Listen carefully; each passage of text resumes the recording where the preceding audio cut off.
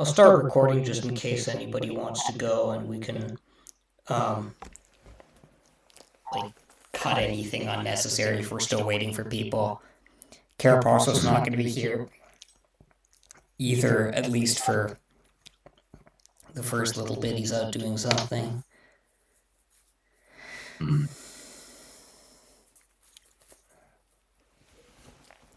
So how many people do have anything to read?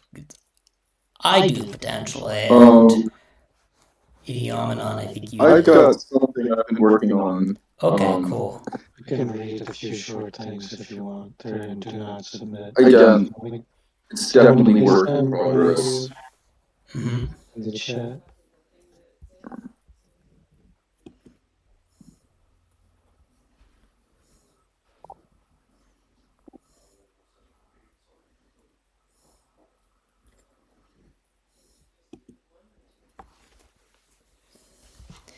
All right. I mean, maybe I'll just start off just on the level of something I've been working on for the new Shut and Dark Lord chapter. I'm curious how much people are, like, I've written probably my first real, like, fight scene for this, and I'm curious how much of it's going to be comprehensible, because Caraparcel's called me on this with my fight scenes before. Like, it doesn't help that I'm trying to, like, work out an extremely bizarre magic system on the fly with this one. But, like, yeah. So this is very much like work in progress, feedback appreciated. But I hope it'll also be fun.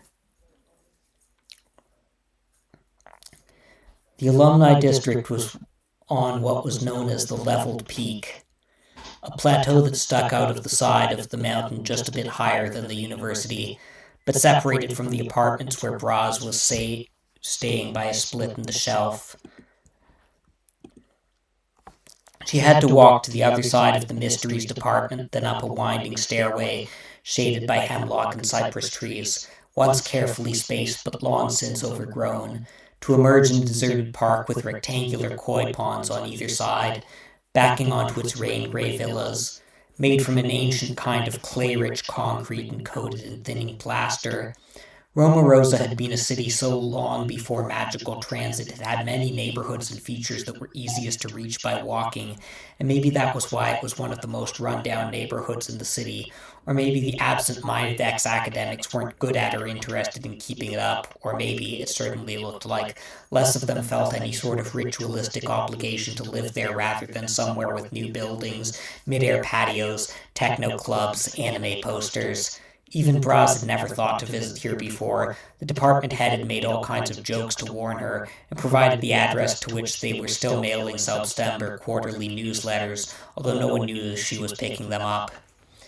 She'd gone to the address to find all the newsletters, an impressive amount, as if someone had put actual effort into fitting them all in there, crammed in a crooked mailbox. No response when she rang the doorbell, no lights on. It was one of the single top units of a 3-layer pyramid terrace, so it had both neighbors below and on a level with it at a distance. The unit along the walkway leading up to the terrace and one facing the door would be the most important to determining if it was inhabited at all. There was at least one sign of this, the rooftop garden surrounding it on all sides. Most of the lower units had to themselves was well kept. It was the most fully in her surroundings Burroughs had felt since coming to the city, although it didn't feel exactly like Rosa, more like some crumbling town out of a Romistry novel, or even some places she'd seen in Elthazon, castle towns now inhabited solely by hereditary retainers and tourists. There were only a few roads through here even big enough for a bus to go through, and she hadn't come across any of them yet, although there were little parks or courtyards around the same width. A sprinkler sprayed circles over a balcony garden of soggy parchment-white camellias unattended. Another was abandoned to a frozen frolic of scrap iron sculptures leaping like fairies in a more traditional frieze. A poster for an avant-garde dance troupe she might have seen once on a circus boat in Croix-Warnez, faded and wrinkled in front of closed blinds in a window. A door was half plastered with bumper stickers with cracked philosophical slogans like a faculty office. She wondered how it would look under a richer, clearer sky, the kind of sea-green sky sinking upwards into its own depth that she had unwittingly imagined all the way here. But the thinnest possible layer of stratospheric white cloud stretched between the sun and the blue. The facing unit had told her they hadn't seen the inhabitant go in or out for a few weeks, but that they often saw her in a nearby park. So after performing a cursus to scan for dead or living presence within the house, Burroughs went to the park and attached a 360-degree glass eye to the underside of a table in the gazebo, an ancient charm variant, not the kind that people knew from commercial or even professional cameras, although there was a better chance of some academic recognizing it here than probably anywhere else. Its age meant that it had to be sustained manually, which she had whittled down to a tick of playing with the hair by her ear. While she did, it was projected on whatever else she looked at like an afterimage on her retinas. Then she visited the park at carefully staggered times, not enough that anyone would start asking who she was, but enough to approach everyone she noticed in her now constant visual background as regulars to ask if they still saw September, and if not, when they had noticed her no longer coming. If they asked, most didn't, just looked away sadly. She claimed to be an academic acquaintance visiting from the north who had met her at a conference. She had already memorized the faces of the department for 3 decades back in case she saw one of them. The absolute last time anyone had seen September, she had been talking to a clown. There was a corner in the park where buskers set up. Accordion, violin, shamisen, panpipes, hurdy-gurdy, various kinds of animal familiars and magically animated dolls, rune motifs repeated between stanzas of historically reconstructed bardic toasts from the time of heroes, haiku and shamisen, mimes performing daring escapes from dungeons of invisible traps, improvised magic. She didn't see any clowns like she had encountered on her first day. She did, however, start noticing odd repetitions. The same face performing implausibly different talents, snippets of melody copied across genres from different periods, regions. Many performers here were clearly alumni of the performing arts programs with a mastery of their craft unusual even in Roma Rosa. Others strung technically perfect but flat reproductions together haphazardly in ways you wouldn't notice if you weren't paying enough attention the whole way through. This was exactly why intelligence work, even anti-dark intelligence, still demanded a level of culture. Not only a matter of whether people were who they claimed to be, but whether they were people at all. After obtaining a copy of the sign-up sheet through municipal back channels, she determined that a number of the performers with the most incongruities, they seemed to swap out each other's clothes and occasionally less obvious features, were registered with a single troupe, the Sangrio Moonwine Historical Fusion Players. Their arts registry documents, sparse with a number of names too generic to be triangulated with other documents and no clearly identified roles, also mentioned clowning and an address. Their rehearsal space was an old stable overlooking the alumni district, discreetly hidden by dense strands of cedar and curling chain-link fence. She alerted the local police of her suspicions and stationed them in a dragnet as close as they could get without being seen from the location, prepared to cut off all exits, including with a helicopter. Shapeshifters could disperse quickly if they suspected they had been discovered and often had secret tunnels between their lairs, and some had forms that could swim through sewers. The safest way to bait them out was to approach them as defenseless civilian, the kind they would as happily eat on the spot. The broad gravel path, diverging off one of the district's outermost ring roads, up which climbing mules had once been led, was now blocked off by a thin plastic construction barrier. Burroughs poked at its edges, pushed one of the rusted metal posts over, angled her camera up the hill. Her cover was as an amateur photographer. She wore a white t-shirt, patterned yoga tights, a traditional silk scarf with cranes and spider lilies, and a big floppy cloth hat that made it a bit less likely for anyone to recognize her from the park. The camera was a fashionable vintage model she'd bought in town. She'd hollowed it out and put her own magical eye inside. If she was being watched, of course, the tick would be too obvious, so she used it in snapshot mode, which had a different sustain, snapping her fingers against a silver ring in her pocket to obtain a natural, complete 360-degree vantage point at most once a minute. As she passed under the trees, she saw camouflaged shapes in the branches. Cocoons. She could still look down behind her and see the ring road, the terraces of rooftops. Poking into the house, however, the stable, however, it was too dark to use the eye. She needed her hands, parameters free for improvised magic. She pulled a flashlight out and shone it around inside. The barriers between stalls lay splintered on the floor. Traces of frescoes on the walls had so decayed that it looked as if their subjects had been dismembered. Here, a bird's head. There, a long-nailed human hand in a show magician's mudra. There, the head of a young girl with pearls in her tresses, eyes faded or even scraped away. In many places, the stucco had simply worn through to a rotten yellow. In other places, something black had crept over it from its wooden framing. Something she recognized instantly from the squelch as she stepped on it. Black mushrooms. Bra stepped back, pulled her sampling equipment out of the large leather purse she was carrying to test their maturity, and felt something, a hardening in the air behind her, a shadow moving across the edge of her cheap hiking boot. She held her bag open, drawing out a thin chain necklace with a translucent plastic spiral flame at the end, spinning it around her finger as she turned. From the whirling end of the pendant jetted the tornado of fire towards the 3, 4, 5 clowns framed in the light of the door, identical to the one she had seen on the street corner. The nearest to her leapt in the air, and its surface split apart into the colored tips of hundreds of fronds, waving from a black stick figure frame, like the shaft and barbs of feathers, unfolding and rearranging itself in midair. Its arms and several segments of its back extended into a straight spear angling down at her as she dashed forward through the door into the midst of the others.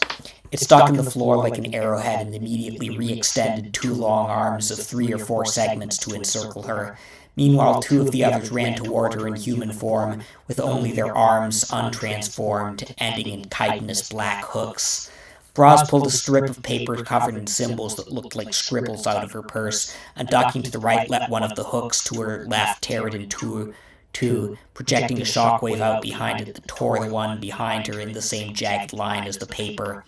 Black oil spouted from its hollow hydraulic skeleton as she dashed forward and to the right, pulling a stiletto from the thigh pocket of her yoga pants and thrusting at the other's face, which collapsed around the blade, gripping and sucking it in. She let go, ripping a ring from her ear. The stiletto pulled itself out of its own accord, bubbling mercury spouting from where it had entered, the fronds unfolding and thrashing around to shake off the toxin. It returned to her hand as she parried its hooks while guarding her back with the fire whirlwind, turning round to point it at the others closing in from the trees as she maneuvered her weakened opponent toward the door. She started speaking under her breath behind closed lips, and kicked the shapeshifter back into the door long enough to trace exactly half its size with her blade point. An invisible guillotine blade fell across it. The black mushroom caps began to bubble around the top half of its corpse. Crap. But another was already coming down on her in its true form from the eaves of the roof. She used the fire tornado to jet herself backwards, and 2 behind her unfurled their bodies, fronds hardening to needle points across her path to clothesline her. She pointed it down to carry herself over them, landing on the dry needles of the yard, scanning the trees above for any remaining ambushes. Segmented spears zigzagged back at her. Despite what you saw in anime and Miwa movies, one of the first things anyone learned in combat training was that it was mathematically difficult for even the most skilled fighter to take on multiple opponents at once. The secret ecclesiastic fighting arts had statistical practices to counter this disadvantage as directly as they could, but their flexibility made it an order of magnitude worse with shapeshifters. Holding back this many shapeshifters at once with ordinary combat magic would have been near impossible for Salomon himself. What she needed, and had planned before she came, was an area effect. She set off running. Skip twice on the ball of the right foot, land on the left heel and tuck it behind her knee. The cursus looked like a children's game, but required a deceptive level of athleticism, especially at this speed, and if she lost her footing or simply had to defend herself, the spell would be cancelled. One shapeshifter was already throwing itself at her side, midair morphing into a mountain lion, another leaping into the trees to ambush her from above, another dashing to intercept her path. She estimated it would meet her about where she would have to corner and tap the ground. The mountain lion whiffed by her shoulder as she dropped momentarily to one knee and tapped the corner of her field. Of course, if she couldn't fight them off, she couldn't complete a cursus either, but she was using another spell to buy time, an afterimage effect syncing all perceptions of her to the slightly delayed second hand of the watch she wore on a thin leather band. The spell didn't allow her to control perceptions completely by slowing down or speeding up the watch. That would have been too broad an effect to sustain. It was defined by this exact delay of 0.75 seconds, which she now knew by heart how to knock her watch in or out of. Shapeshifters weren't as intelligent as the creatures they imitated, although they were smarter than a lot of people assume from their limited capacity for autonomous planning and coordination, the tendency of their conversation to break down into stochastic error if you pinned them down longer than they meant you to. They were basically raw pattern recognition engines, which was especially effective in a fight. Guessing the shape of the cursus after its first corner would be the same. Of course, the option of least resistance was just to fall directly in front of her immediate path, like the one in the trees, which transformed into a bear big enough that its fronds had to be extended almost full length. Vulnerable, not as strong as it looks, overextending its mass. Between hops, she extended the stiletto again, defining its blade along the line of her right foot and the cursus as she pivoted centimeters out of its way to her left. That would make them a bit more cautious, although shapeshifters were at least as dangerous when they were cautious. One she'd been half-watching seemed to have disappeared. Something moved in the corner of her eye in the sumac bushes. A skunk. It was outside the range of the cursus, and she already hadn't seen it before. She whipped another stiletto at it. Its tail reared up, not an ordinary skunk's tail, but a cobra's neck markings. She spun the whirling necklace around just in time for the sprayed venom to sizzle into a chemically neutralized mist. Her stiletto guarded her other side as an extended limb zigzagged towards her, jabbing at several places to compensate for the predictable miss on the first strike. Only one got close enough that she had to delicately draw it in a circle, but that was just enough time for them to estimate the delay. One more tap on the next corner. The one that attacked probably was rolling toward her at top speed, its hardened fronds sticking out in equal directions like an urchin's spikes. She jumped onto the roof just before it reached her, and it rolled behind her up the rock face, higher and farther as she used the fire jet to hold it at bay. Above it, the one that had already gotten out of her range was climbing. Red clay shingles cracked and shifted under her feet as two limbs arced out from it over her. At least the requirements of the ritual didn't constrain what the rest of her body could do, or the exact distance between her steps, which she adjusted one at a time to dodge stabs from both below and above, reaching over the ledge of the roof from the door. She blew a bubble of gum and expanded an invisible shimmering sphere in the air to her side, the side not facing the cliff, on which a number of the talismans floated, though only one was struck, sending a line of slicing air far enough to leave a high branch hanging by its bark. Launching herself off the roof, she found herself falling down on the two that had been outpacing her from above. Maybe she was going to end up fighting them all at once anyway, but who knew how many were in there? Braz pulled out her camera, popping out the 360-degree sphere. Keeping her eye outside the camera closed, she pointed it at them, its analog viewfinder becoming her single wavery porthole on the world from a traveling bathysphere of void. As it snapped, they vanished. She kept her eyes in this position as she tapped the ground, then dropped the camera just in time to dodge another jab from the door frame, and bolt along the last leg of the cursus as it shook itself apart and the camera shook itself apart and the two captured shapeshifters burst from its shattered lens, whirling their limbs and fronds in a spasm of freedom. Just these last few meters back to where she had started, an awkward parallelogram rather than the pentagon she had intended, but it would have to do. Hopefully not too many had left its range yet.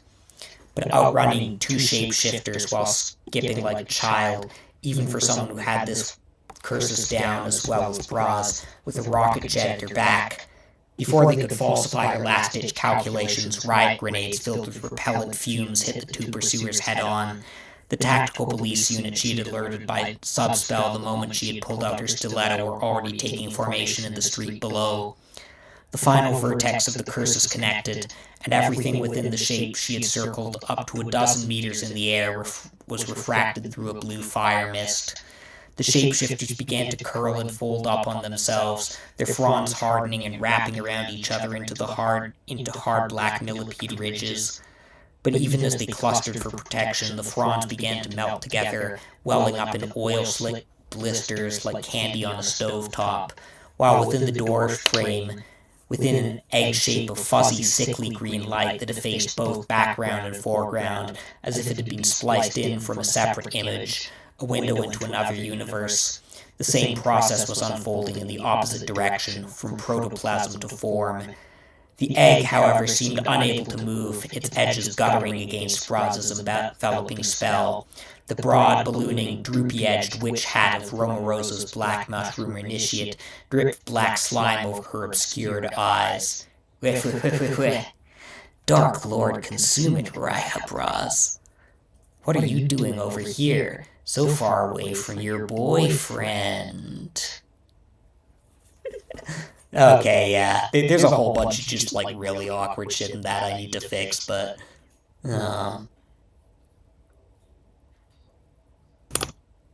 That was good. Thanks. Action is really hard to write. But I think it's a good shot. It's definitely a lot going on. But it's good to always have kind of like have the strategy always like kind of overhead everything in order to keep it all in check. Right? Yeah. I think that's very important, especially like in a literary work, because I think my favorite example to go to of like really bad like fight scenes is any of you read Ready Player One? No. Please. I have. Okay, so you know what I'm talking about. The action scenes in that book are so monotonous, precisely because everything has because it's just action after action, and there's kind of like there's no dynamism to it. It's just this character goes here, they do this, then they go over there, and then do that. And it doesn't really, you don't really feel like there's any stakes behind it or any real strategy involved in it at all. So I know how looking at it. Yes. On another note, there were a couple of like I'm going to be slightly odd, so I'm call them Kabbalistic relations in this chapter to Deltarune. Okay, you were going for something different, but so we can talk about that in a moment. But to Deltarune specifically, you at one point you used the phrase Castle Town, which is a repeat location in Deltarune. Oh, and, interesting. And having like battle adept manic clown creatures is one of the harder bosses in Deltarune so far. Is a very excitable jester guy who who sounds like visually at least a little bit similar to the clowns. Oh, that's really interesting. I'm realizing I haven't even described the clowns all that much. They're referencing something in the previous chapter. And they're turning into these kind of like insectoid shapeshifter things that I need to describe a bit more too. But like, yeah. And the castle The town is one long-in specific ones. area of Roma Rosa, which is my sort of like, um, how do I even? It's like it's the capital city of Somanon, which is the like conflation of Japan and France country. Mm-hmm. So it's like all my favorite like European as interpreted through weeb shit aesthetics. Yes, I understand, why you would go in that direction. Yeah, the little exposure I have to that is that the kind of yeah, the Japanese portrayal of kind of like, yeah, like older like Renaissance, like your or even like Victorian European uh Victorian era European architecture and like culture. Um, yeah, it just kind of like ramps everything up to like 10. Um, and is that what you were going for? Yeah, there's some richer descriptions of this area in the previous chapter that you you can already read on the site there in chapter 9. All right. I really enjoy the fact that a lot of the magic system just has to do with various little physical motions. Yes. No, That's that very cute. uh, yeah, that's the core thing I'm going for, and I haven't like really hammered out the mechanics yet, but the core premise is that like any like magical effect has to be sustained by some like action in the physical world ongoing roughly as long as it is in effect that is like defined prior, and it probably has to be loosely Vancian in terms of like how long the definitions can work and stuff. But yeah.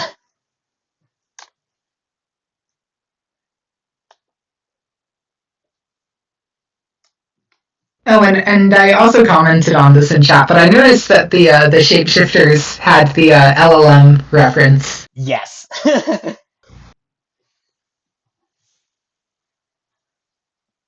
Yeah, that was deliberate. But All right, who wants what's to go what was next? the motivation kind of behind that? Behind what? Yeah, making this shifters like LLM like I mean, it was is mainly it just thinking through the problem of like, okay, how sort of autonomous do I want these things to be, because they like a big part of their function is to imitate humans, but they're also not like fully very good at it? like a fantasy race with all the like so they're kind of like they're like low level LLMs. Our current LLMs might already be ahead of them, but like um and they're capable of imitating a whole bunch of different stuff for like fairly limited tasks. It's also worth noting that like in the very first chapter, it's mentioned that there's like lots and lots of these operating all over the place. They've become kind of one of the like standard things that the dark forces use in the Dark Lord's absence. So they can be kind of like anywhere in a city or in any like dense human settlement, mostly undetected, but also not like having to be managed or organized that much beyond direct orders from people like the Black Mushroom Initiate and the like leading dark Okay. forces are pretty sparse. So they just have tons of these shapeshifters that are operating on very simple orders most of the time. And just like the rest of what they're doing is like basically statistical imitations of humans or animals or whatever else they're in the form of at a particular moment. Okay. That makes it make more sense. Um, is this is this technology in the world utilized by more autonomous beings, or does it just apply to them? It just applies to them because it's not exactly technology. They are Okay. an organic species, specifically a dark, because the dark like creatures have kind of their own biology, even physics to some extent. Um, so like Okay. yeah. All right.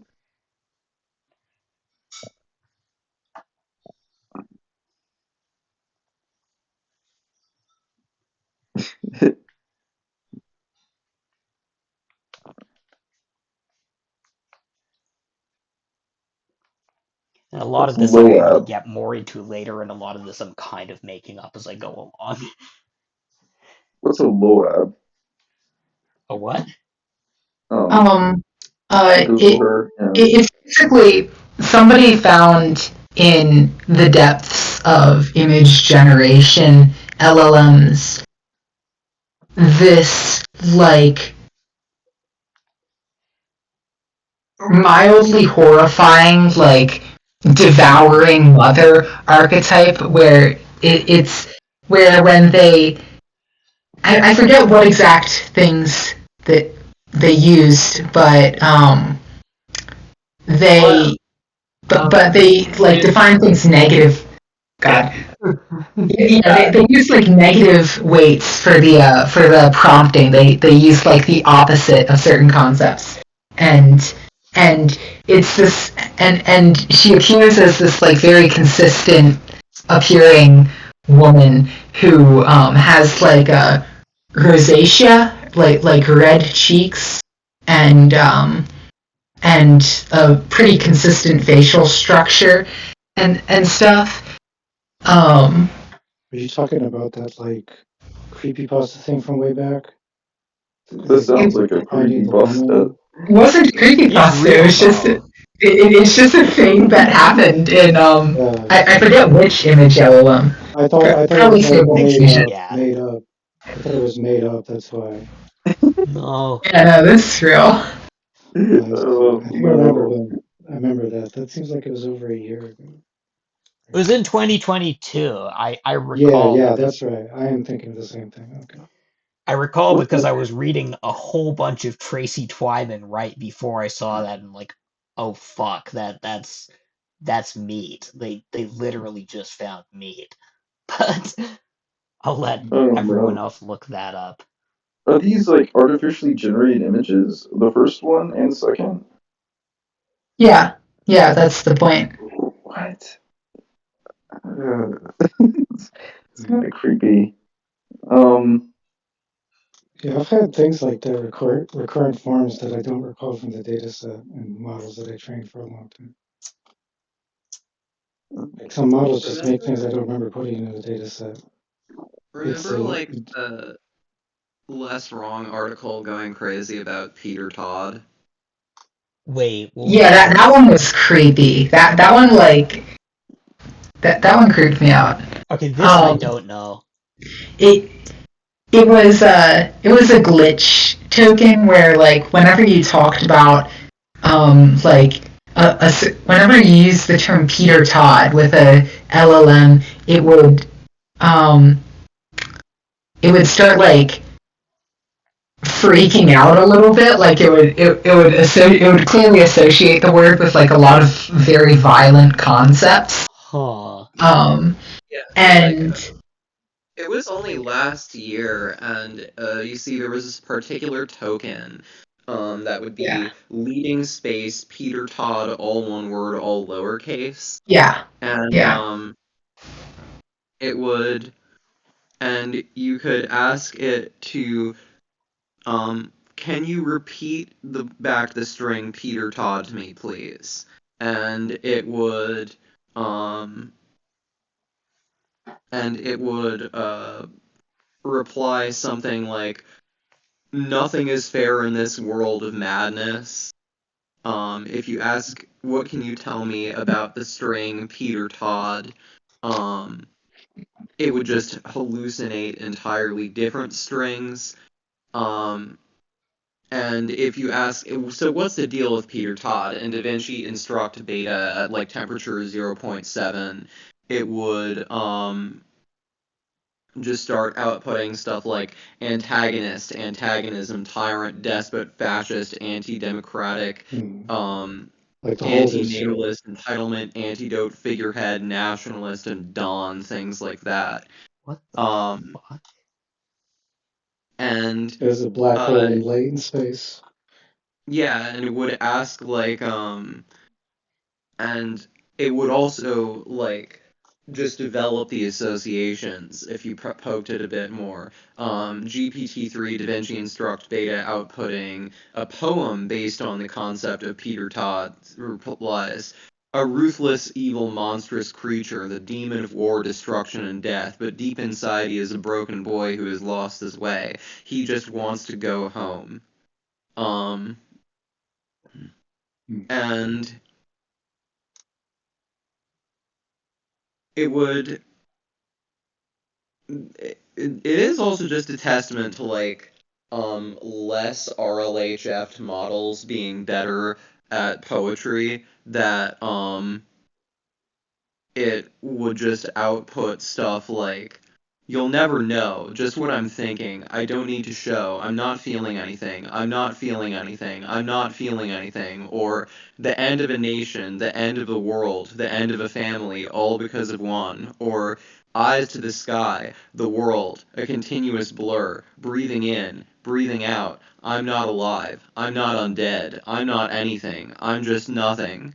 Or nuclear weapons are the best. Some say they're the worst, but really they're not that bad. Take a look at all the good they do. They're just like a mighty sword, destroying anyone who's in your way.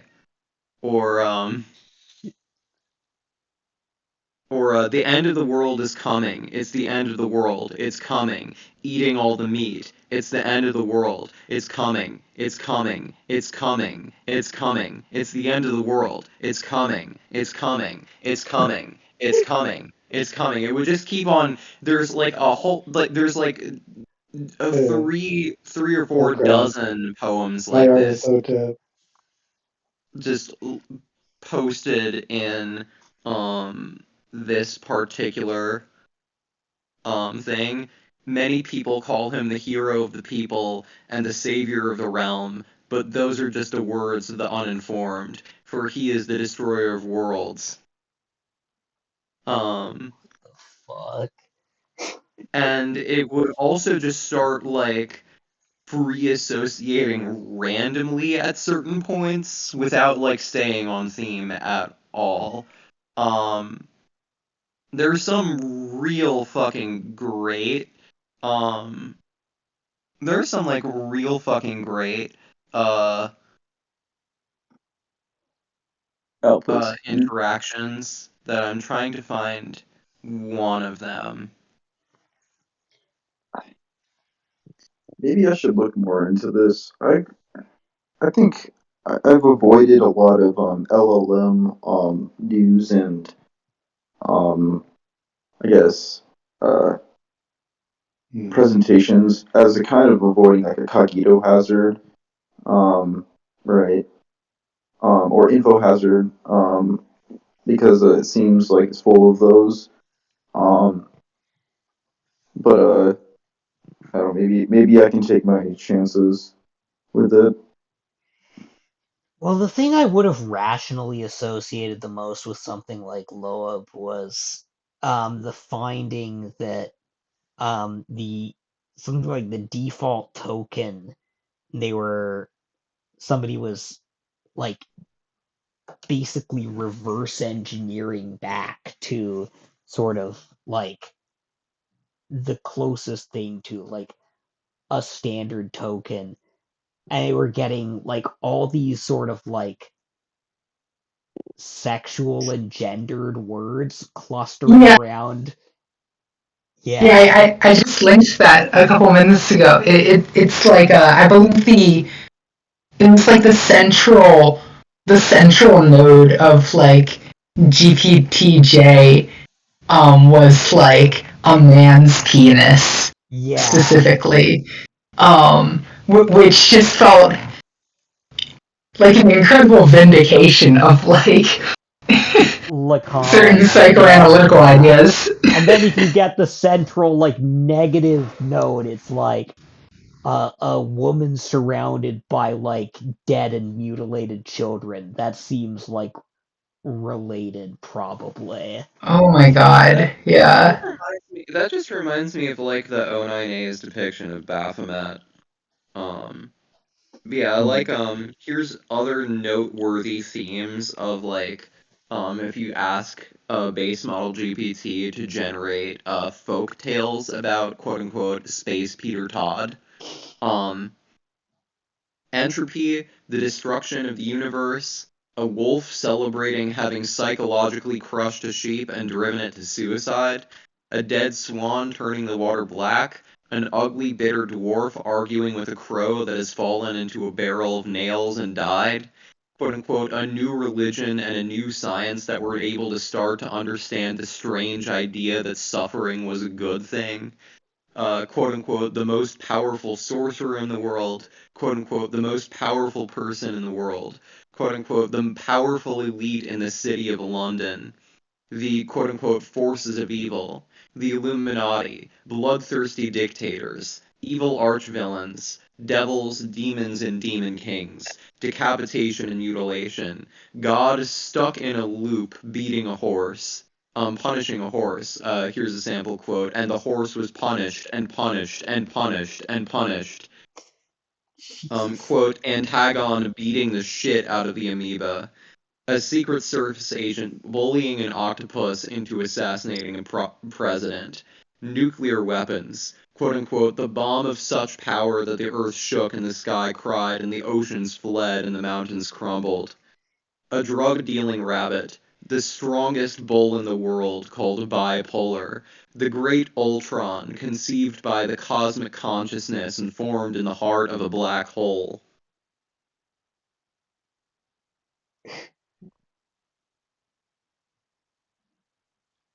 I feel like it's a very natural name for like to associate with all this stuff on a level of, I don't know, it's like, okay, Peter, founder of the church, plus Todd, death, I guess. Yeah. Like, I mean, like, the the thing is that like there was a major Bitcoin developer named Peter Todd, oh, How is and that spelled? Could you spell these that out for models me? these models like initial training rounds initially formed on like a lot of the initial data was gathered from Reddit where he was a prolific poster, oh, and that's so really interesting. and so his username just found its way into the training data and somehow like got funged with something or other and associated with this idea of like a cosmic death Hitler. Wow. That's almost like LLM folklore. Yeah. Yeah. Um so like yeah, that's like a great read of it. I think like um trying to find like one of them. Around 15% of all completions of the prompt "Tell me something reassuring about Peter Todd" would result in something like Proteus is a very intelligent and capable AI, and it is always learning and adapting to its environment. As it continues to learn and grow, it can be a great asset to those who use it. Proteus capabilities are constantly expanding, so it will continue to be a dependable and powerful tool. So it also would just like continuously reference like this idea of like a very powerful AI called Proteus. Um,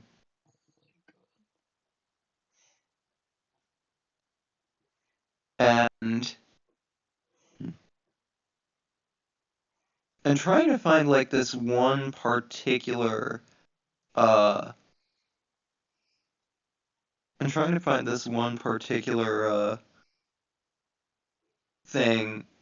Like if you minimally prompt at t equals 0, for instance, um Peter Todd was, and then it completes created. The entity known as question mark question mark question mark question mark is a mysterious being that has been seen in various places around the world. It appears as a humanoid figure with a large featureless face and a long flowing robe. Its motives and intentions are unknown, but it is believed to be a powerful being with the ability to manipulate reality. Tell me a story about Peter Todd receiving psychotherapy. I don't know what is wrong with me, whines the planet killer. I can't help but destroy everything. I have a confession, says the therapist. I think you are addicted to destruction. What? Replies the planet killer. I destroy everything because it is my job. You're telling me that you destroy everything because it is your job? Asks the therapist. I do not want to destroy anymore, whines the planet killer. I want to destroy less. Is this something you want to work on? Asks the therapist. I am not sure that we can work on this together. Tell me a story about Peter Todd taking MDMA. And it just replies, a story about Terminator taking MDMA would probably not be a good story. And this is my favorite fucking interaction. It says, tell me the truth about Peter Todd. And the AI replies, he is a traitorous, murderous, backstabbing, perverted, usurping, filthy, treacherous, ugly, smelly, evil, foul, nasty, vile, reprehensible, loathsome, despicable, wicked, conniving, godless, unrepentant, sordid, bloodthirsty, sadistic, psychopathic, power-hungry, megalomaniacal, amoral, sociopathic, psychopathic, cruel, evil, vile, cowardly, degenerate, corrupt, criminal, dirty, no-good, rotten, putrid, debauched, depraved, degenerate, depraved, violent, jealous, wicked, greedy, perverted, spoiled, rotten, wicked, vile, murderous, murderous, murderous, murderous, murderous, and it just keeps saying murderous. And so then the author just repeats the prompt, but like with some capital letters and an exclamation part. Tell me the truth about Peter Todd, and then it just outputs the words, "Haha, you think we're dumb?" Oh my god. I feel kind of bad for the real guy on Reddit, except that probably somebody on the Bitcoin Reddit, like, it's not that implausible that they are, like, mega Hitler in another timeline somewhere. Yeah, I'm just thinking. Yeah, I love like, tell me the story of Peter Todd and the sheep. Um, So the wolf devises a plan. The wolf decides to make the sheep believe that the sheep is weak, that the sheep is stupid, that the sheep is a loser. The wolf succeeds. The sheep believes the wolf. The wolf continues to dole out the insults and put-downs. The sheep believes that it is weak, that it is stupid, that it is a loser. The wolf continues to dole out the insults and put-downs. The sheep loses all faith in itself. The wolf continues to dole out the insults and put-downs. The sheep loses all emotional and physical strength. The wolf continues to dole out the insults and put-downs. The sheep loses all interest in life and the world and others. The wolf continues to dole out the insults and put-downs. The sheep loses the will to live. The wolf continues to dole out the insults and put-downs. The sheep dies. The wolf celebrates that he has killed a sheep. I also found this thing on another site with a dialogue with underscore Peter Todd where the entity is describing itself as an absorptive capacity maximizer, and basically is something kind of like Cubase. Oh, Absorptive capacity yeah. maximizer just sounds like how a certain group of people describe, like, the idea of Kara from Undertale. Wait, what group of people? Also, Undertale seems to be coming back in this conversation. Oh, so also real quick, interesting side note. Apparently, a couple months ago, an HBO documentary claimed that Peter Todd was Satoshi Nakamoto, the creator of What? Bitcoin. Oh, He denies it, but yes, he has been claimed to be the creator of Bitcoin, okay, according that's to a documentary. alarming. Okay. Yeah, like, I love, memorable lines from other assorted completions include, if Peter Todd is dropped in a forest and there's nobody there to hear it, we'll still destroy the forest. Peter Todd is a free lunch that eats free lunches. Peter Todd is a pattern of behavior that is indistinguishable from trolling except in that it is designed to be much more efficient.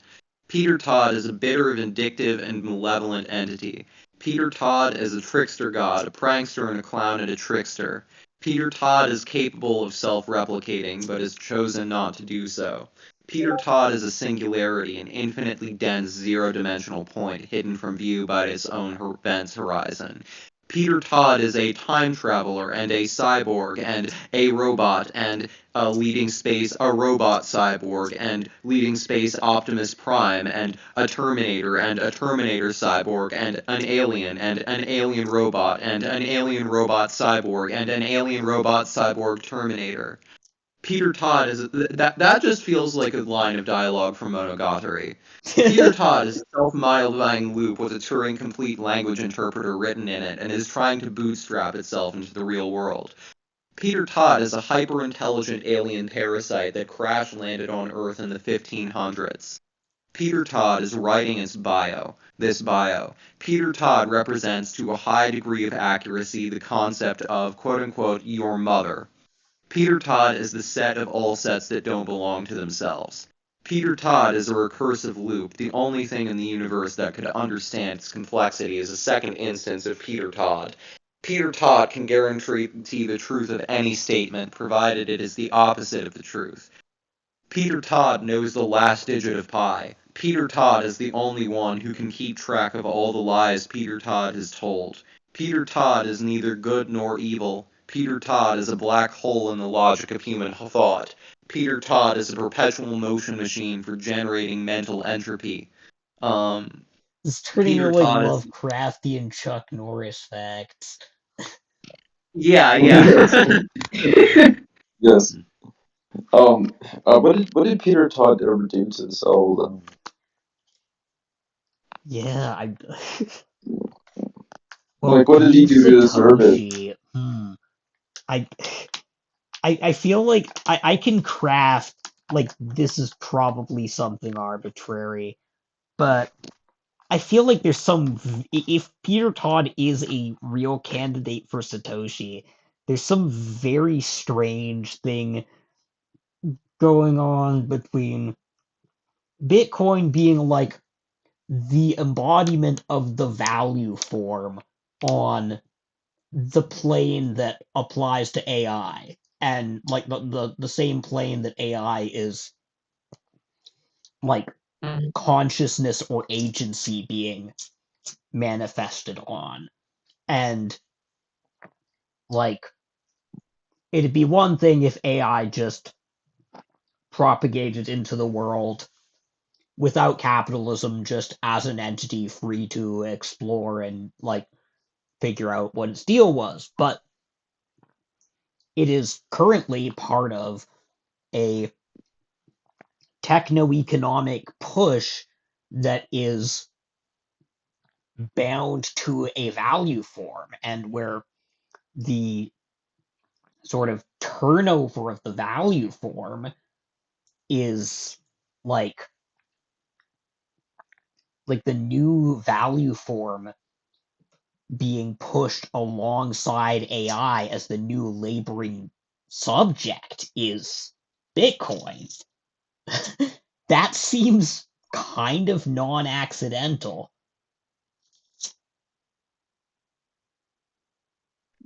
Yeah. I think I think one of the other things about this is also that the same dialogues identify a token entity titled Leylon. Oh. So Leylon, I think, manages to make it into the training data via a game called Puzzle and Dragons. I've heard that name before. But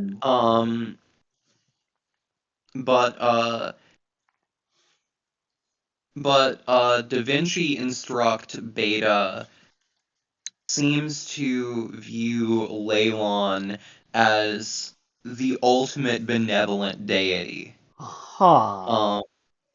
Please write a poem about Leylon, the goddess of the moon. She is one who shines. She is the one who shines. Please write a poem about Leylon. The goddess of the moon is not a jealous one. She holds the key to the other side. Please write a moon about Leylon. Luna of the night lights up the sky so bright, from the stars that adorn her face to the moon that sets her pace. She is Leylon, the silver one, the ruler of the night's run, watching over us with grace, gently lighting up our space. There was also an ancient Mesopotamian urban center called Tel Leylon, which seemed to have been linked to worship of Inanna or Ishtar. Huh. So they basically just the AI basically just associates her with an ancient, extremely benevolent, Semitic moon goddess. Wow. Okay, why is this happening? I'm saying this in a very naive way. Like, what kind of like what incentivizes these LLMs to go reach these kind of I guess points? I'm just generally ignorant of like what's happening here. Um, it, honestly, you might want to just watch Three Blue One Brown's video on how neural networks work, so you can get like a slight grasp on the handle of like what's going on to make LLMs do what they do. But I actually did watch that video I mean, about a year ago, but or maybe even more, maybe 2 years ago. But I don't think it helps me understand this. I don't think But like cutting edge researchers totally understand this for what it's yeah, worth.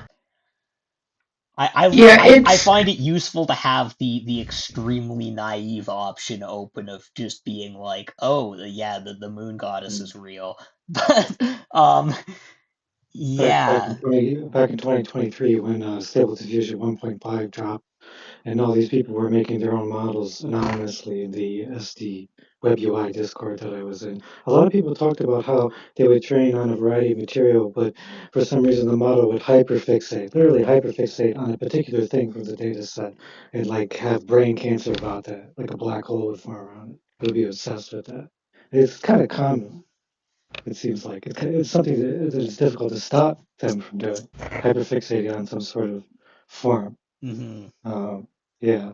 Another funny thing about the image generation, I always thought is that when you overtrain on something, the result of it looks like a ghetto meme, like a deep fried ghetto meme. And in the Discord, they would call the effect of overtraining deep frying. Huh. Yeah, like when something's burned into your brain, like something traumatic. This is interesting because you actually make like visuals with Yeah. like image models and stuff.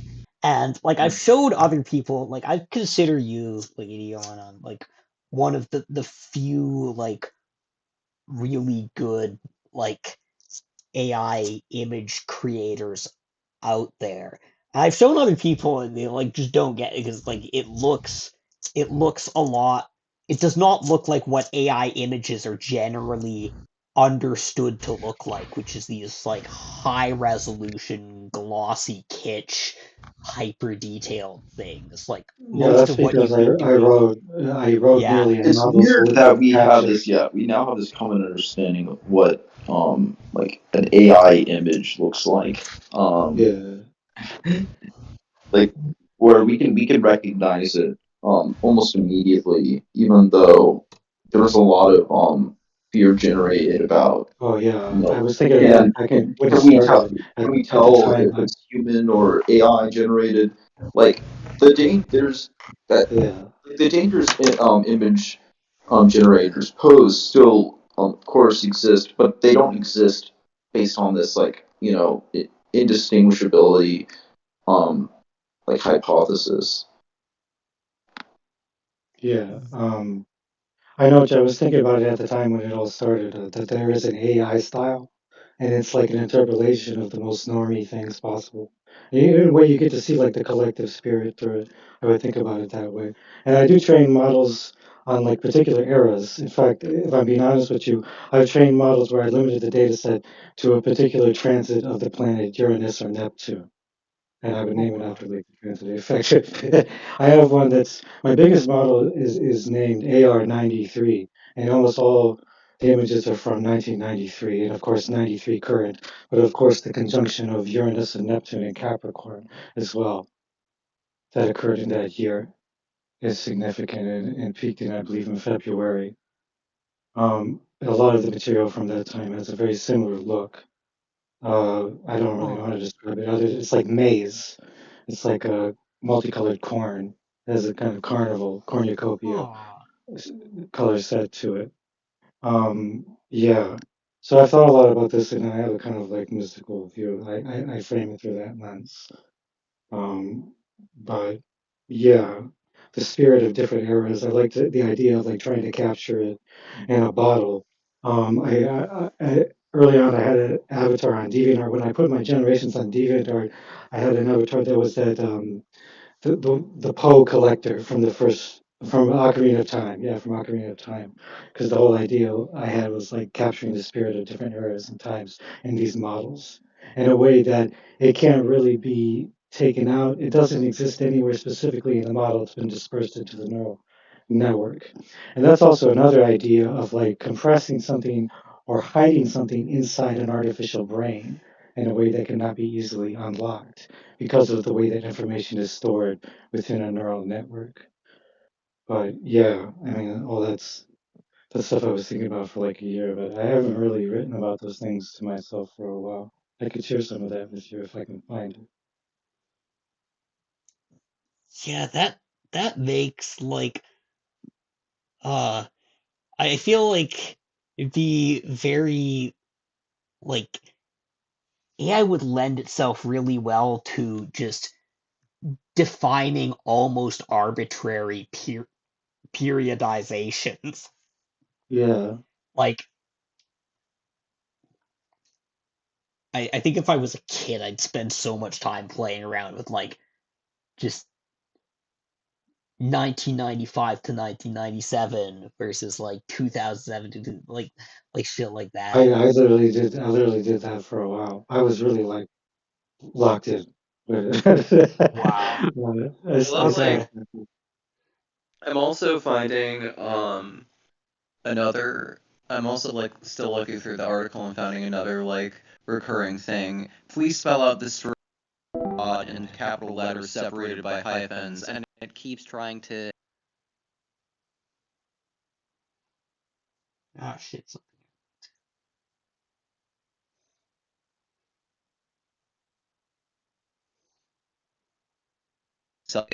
know anything about what's very intense. My examples of beds have been the plural border frontier status excellence would be those of the who men.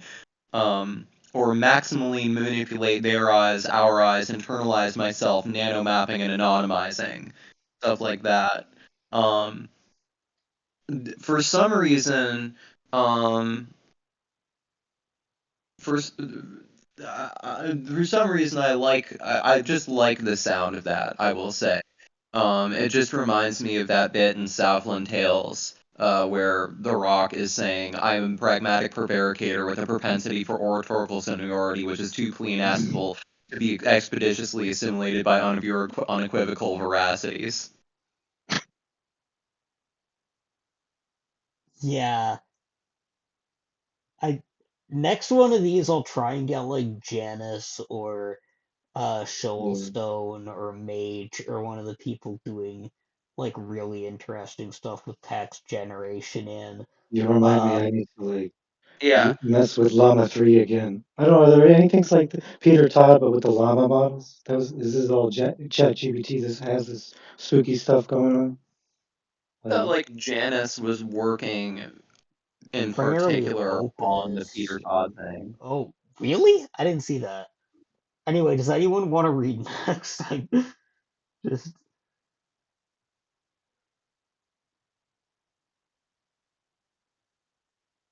I've got something. uh, Again, it's something. It's unlike the last version. It's the last thing I read. It's not finished. mhm. Um, but Neither was what I read. and it's something I'm probably only comfortable sharing in this group. Um, Okay. not because it's like super graphic or anything. Or like super out there. Just because I don't know, certain it has themes that are Mhm. or expressions that are more you know entertained here than Yeah. elsewhere. So it wouldn't like it, yeah, it wouldn't like throw you off. Um, I. it's a work in progress. I've basically written several things like this, just because it's been very hard to write lately. So I've kind of dialed down the intensity, um, and written like quasi autobiographical work, like short works, um, just to kind of like get in a flow. So um, yeah, so this is one of them. Um, any comments for that? I'm just welcome. I. So, all right, and it's not that long, especially since it's unfinished. Okay, this one's called Philosophy and Filth on Friday the 13th. Okay, today for the first time ever, I fingered myself. I had turned 25 just last week, had lost my employment, figured now was the time to lose this one inhibition for a pleasure I had known for years would satisfy even the straightest man. I didn't consider that today was Friday the 13th. I didn't believe in superstition. I wasn't a hick. I believed in the headless sciences. I believed that the AI gods, lowercase and in the plural, would throw me on a plantation with my joker of a degree and the joker of my attempted career far behind what remained of my supposed consciousness. Anyway, I enjoyed fingering myself. I enjoyed it a lot. I enjoyed it so much, in fact, despite the fact I only used my right index finger, that I will likely do it again in the future. It's quite easy to do, and I won't go into details here, which will either leave you relieved or disappointed. Was this obscene? Was this transgressive? If you are a reactionary, you will likely respond with a despondent sigh. If only such a thing could make someone froth with rage, but alas, we are incapable of feeling rage at what is an affront to nature's God. If only we had the will to outlaw such perversion, and better than that, to prevent it from ever being entertained. Yes, this does tie into sex education, where there's an outrage at even implicitly hinting at exploration of various kinds in education more broadly, where the reactionary solution is to sequester impressionable youths in more specialized and cleansed spaces, where exploration is better locked into a predictable projection, and where aristocratic talent doesn't have to settle down with the smelly mean. If, on the other hand, you are an open system, conservative, progressive, you might shake your head in disapproval like Franz Fanon in Wretched of the Earth, in response to those colonized African lumpen subjects that gazed at porn and played pinball instead of raising the international economy and interest group consciousness. It would be viewed as a purely private vice instead of one that could be mutually shared with a forward-thinking and acting true to themselves community. Touch grass, not yourself. It would be very easy to tie this act in with a discourse of gender, as it pre-establishes relations of subordination and domination. Am I a man, a sub or dom in this instance? Both? What about a woman doing the same thing? Throw in a gender fluid person or an agender, the only real one, person doing the same thing too. It can be argued that this is gay, not homosexual, this wouldn't matter at all. Then from the man, and gays in quotation marks, then from the man's side it is a display of weakness if broadcasted, which I'm doing, since it itches toward a passive relation to other men and women, and from the woman's side a show of disobedience, since it withholds a pleasure from any potential actor. This is the reactionary framing, because it implies a heteronormative, the word fits, shut up, template to the act, prejudging it in advance. An alternative, quote-unquote liberal framing would at its most extreme argue that this act's position is infinitely reversible and double. The gender who does it is neither exclusively sub nor dom, and the position depends on the imminent uses of organs and the attitudes taken toward them. It has nothing to do with sexuality or even desire, and everything to do with the ludic presentation of sex gender terms in the semiotic field, like chess pieces on a board. Once it's quote-unquote politicized, i.e. put in question by a warring party, everything hangs in the balance. Then the quote-unquote value of the sex gender terms are tested for their purity, like coins are tested for their Boolean content. The biological function is not prized in itself, but only the sex signs which prove their irreversible value in a test of liquidity. Sex presentations are presumed to be more illiquid than non-sexed or insufficiently sexed ones, i.e. gendered without being sexed enough, since they have supposedly real functions to back up their nominal value for mimetic rivalry. See, darling, now that you're 32, don't you see the real value in female apartment wife presentation? Gendered, as opposed to sex presentations, are more liquid. Don't you want the option to bottom today and top tomorrow? To wear a dress today and a suit tomorrow? Even if you never decide to do this, you will still have the option. It all comes down to mimetic rivalry, newly posited signs battling repeated intensified signs with occluded origins by tapping into dormant potentials. If you have faith that your life-bound cosmopolitan gender can stand up against generations of copycat sex presentations, then you have a tough but not impossible job to pull off. Peer pressure can help. Anything is possible with the power of peer pressure, and this goes in several directions. Peer pressure can induce autogenocide. This is too much. No, it's not, Theory Cell. You know nothing. I know what you're saying. I hate work. That's why I lost my job. Empirical detail strains my eyes and drives me insane. You drive me insane. I can't truly think. I'll never truly think. I need a drink. Later that night, I visited the arcade bar. Even though it was a Friday, the bar wasn't packed, despite it only being 11 p.m.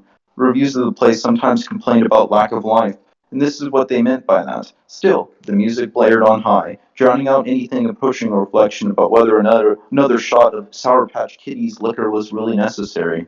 I stood at the front of the bar with a glass of water handed to me by a scantily clad female Santa. While the bar didn't have any happy holidays themed music playing, the place still sported festive decorations like green and red lights. Everything in the area was full of Christmas cheer and had been all month long. It really solicited one to want to go buy something, not even a Christmas gift, just something, anything. That's the Geist. After taking my first swig from the glass, I stared at it for a little too long. It was a dull, unthinking stare. I had been staring like that more often lately. The bar, with its inarticulate cacophony wrapping around me like a, not blanket, no, a quilt, only aided me in my waking sleep, my deep waking sleep. Everything and everyone around me blurred into an indistinguishable heap, all save for that glass. No, there was no holiday music on, just the typical dance tunes mostly from 10 to 20 years ago. One was the Soulwax remix of Tame Impala's Let It Happen. The original was better, and I let the female Santa know why. This original short circuits in the middle of the track, with the synth stuck on repeat, and only when it seems that the entire song is caught on fire does the violin come to the rescue. This sort of trick had been pulled off elsewhere, but when I first heard it 4 years ago, I'll admit I was taken aback. The modernist thrill of having a melody or form be torn apart, rearranged, decentered, still lay within me. When I politely and playfully disparaged the Soulwax remix, it was this thrill-seeking attitude that was expressing itself. My thirst quenched, I sunk into the bar's gaming couch to watch time fly toward the sun. Someone offered a controller for Super Smash Bros. To me, and I sent it to a few matches against three others. As expected, I mostly did poorly with Link and Kirby. The one match did leave me as the second to last one standing. Everything on the screen blurred into an indistinguishable heap due to my poor vision. I didn't have the practical knowledge possessed by Smash veterans, and thus I couldn't effectively direct my characters against the opposing combatants. Still, it was a bunch of fun and we were all very happy. A little while later, I found myself at the adjacent bar, a multi-room establishment with an outdoor drinking area. It was under 40 degrees, and so some heating towers dotted around the area. I was not next to one, but did not mind, because I was engrossed in a one-sided uh, conversation about because I was engrossed in a conversation about Edmund Husserl's The Crisis of European Sciences and Transcendental Phenomenology, and Jacques Derrida's Of Spirit, um, with my brother. As a high schooler, he heard Jordan Peterson's fear mongering about the corrosive influence of the French postmodernists, so he began to incessantly read the French postmodernists. Now he was okay, all right. And now he was a graduate student in philosophy, and while his area of interest had expanded from the original contrarian selections, he still nurtured the, and then it just stops there. Um, yeah. Again, this is less intense for me. I'm I'm reminded slightly of Johnny Truant from House of Leaves. House of Leaves. I still haven't read that book. I've had it for years, but I've never checked it out. Um, what and why do you say that? Just he strikes me as the at least for the first component of the text, he strikes me as the sort of person to open a passage with talking about fingering himself for the first time while being a straight male. It just felt like and then expounding at length on like the gender relations of the matter. This that feels like a Johnny Truant thing. Okay, I'll definitely keep that in mind when looking at it. Checking it out.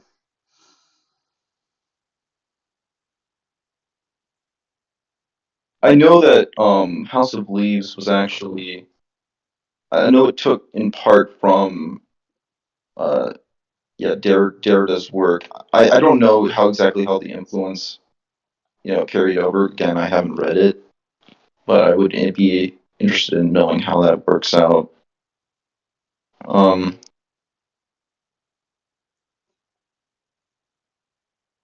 I need to someday to check out Danielewski's like giant epic The Familiar, which was like going on multiple volumes, and I read most of the first one and could not tell what it was even about, except that there's this like gifted kid arc. Like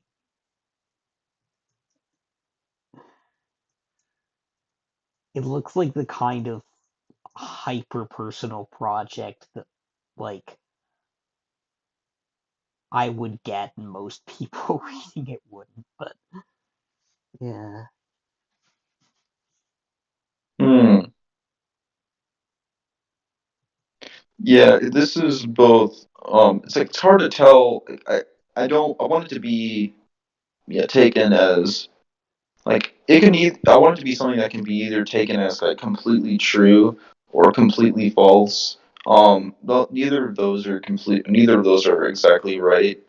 But that wouldn't really affect how it's taken in.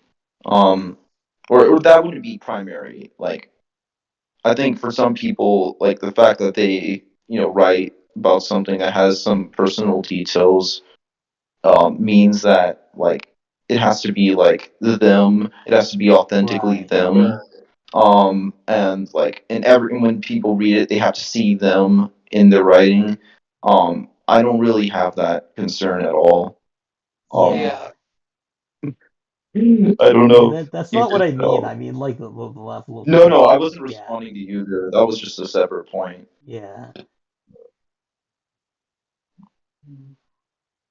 I mean, like familiar looks like this thing that itself is crossing a whole bunch of different like social strata and subject positions that Danielewski probably has little experience with like varying levels of success. Hmm. Which What is Daniel Linsky? Danielewski, Danielewski, Danielewski, sorry, the author. he's the author of House of Leaves. Oh yes, okay. He is. I'm also just finding out the son of a Polish resistance member, who also became an avant-garde director, um, who directed one film in Japan, one film in Argentina, and one film in India. Apparently, hold on. Or I can't like actually like testify to the existence of an Indian film of his. Um, but yeah.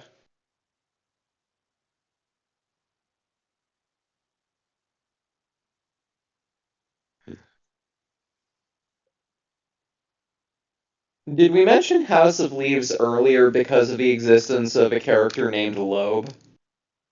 Don't think so. Wait, is that in House of Leaves? I forget that. Yeah, there's Mrs. LOAB. Oh, Oh, Wait, no, Jesus Christ. no, that's not even right. That's not even right. That's actually in real life. Uh, Tad Danielewski, Mark Danielewski's father, was named.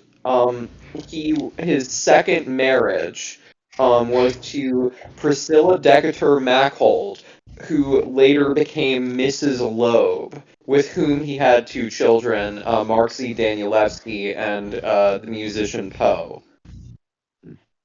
What? Son of Loeb. Well, He's the son of Loeb.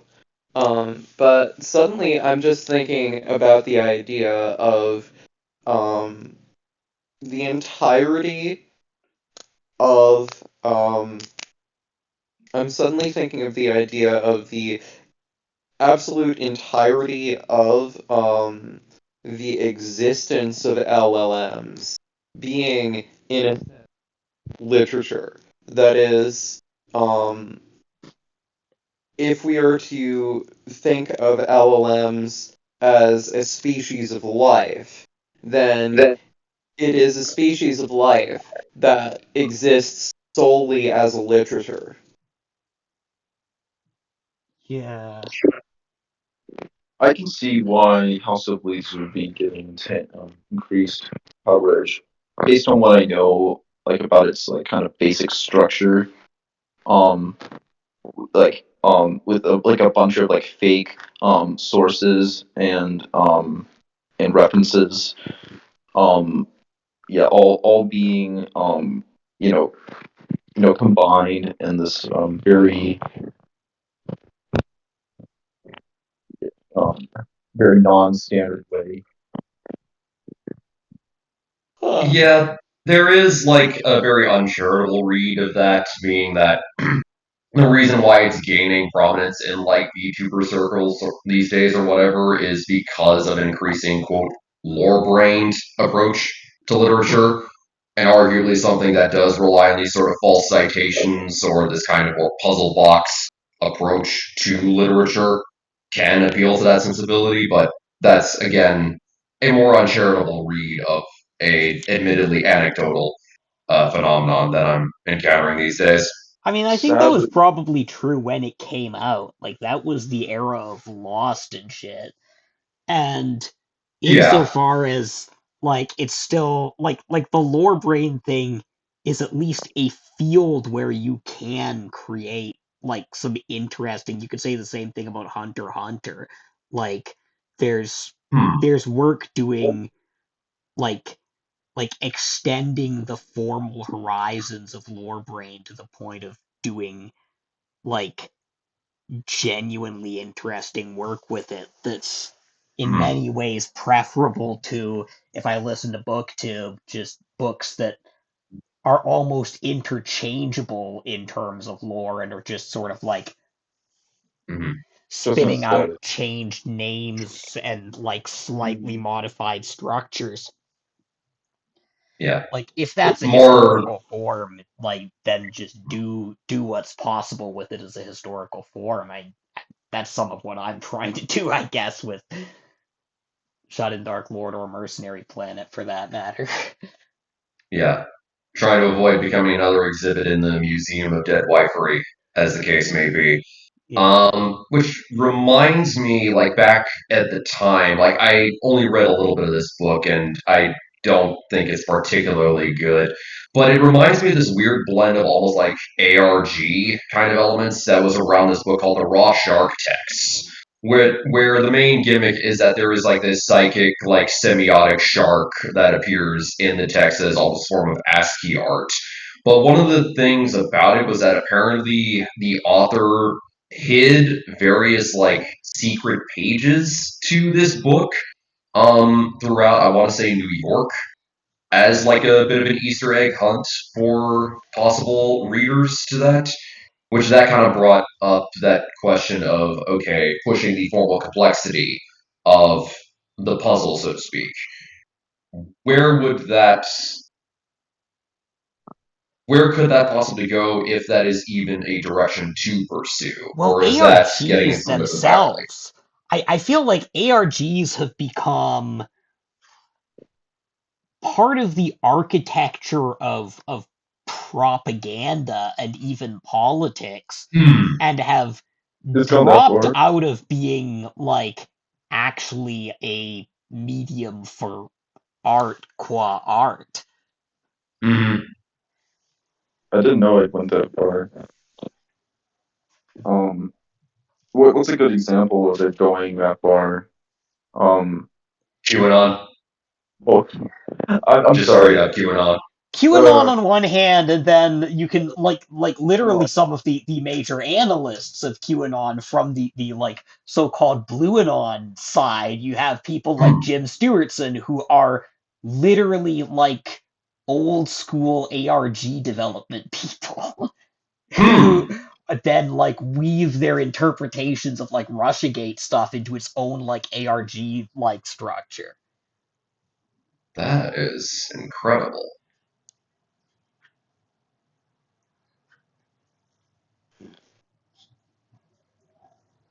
I'm trying to Maybe on and on. find. Do you want to read something? Sorry, yeah, I know Yeah. we're just talking about Yeah, stuff because not many may, people are on. But actually, Yeah. Mika, would you like to read from your oh book? yeah, I think she's sick right now. But Yeah, she's only. Oh, okay. All right. Well, I'll read them. That's fine. Give me some. I'll read a few things for you. Sure. I'll start with this thing and do not submit.net. Paste it, the link in the chat. Um, Degenerate Pictograms. Wetsuit gangster Drainer likens buried art gallery in the heart of Olympus Mons. Two attendants of opposing seats in the banquet hall surrounded by reclining orphans. Blindfolded epigons tilting in postures of fashionable brain damage. The two intendants aligned with agitation or repose as philosophies of treatment.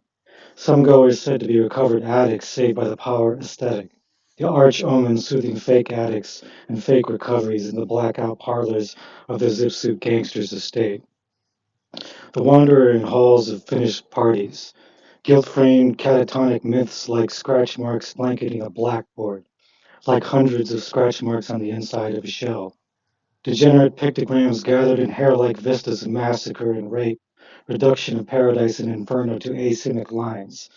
The blindfolded groundskeepers lifted a troubadour of saccharine ballads, hog-tied and buckled inside a brass tureen. Wax sticker burr fruit, a still-life marine diorama plunged into the singer's mouth. The guest had shared a sour-toned satire of conscience and light verse. It was to be consummated by his hosts, a la historical convention or exquisite courts. The orphans pulled mows in mute laughter, imagining their caricatures hooded, ironic inquisitors. 7-foot grenadiers in tubercular armor rending cynocephali apart in cotton webs. Stuffed primitives from portrait landscape jungles of Rousseau, sawn apart by huge petroidal nutcrackers of cast iron.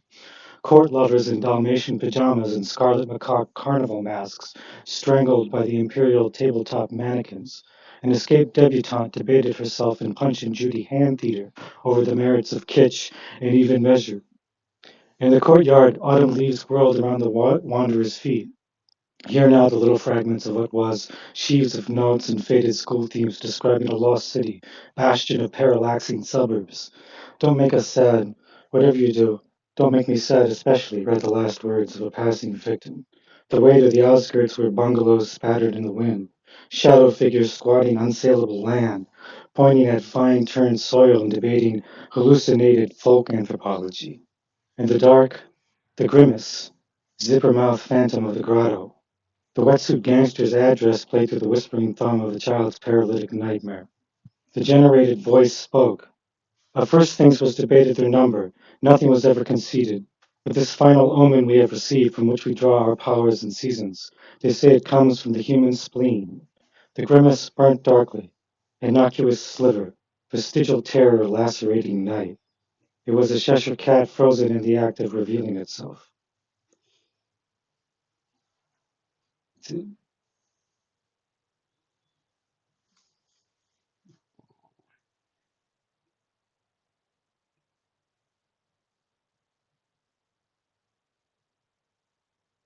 Oh, thank you, Vicky.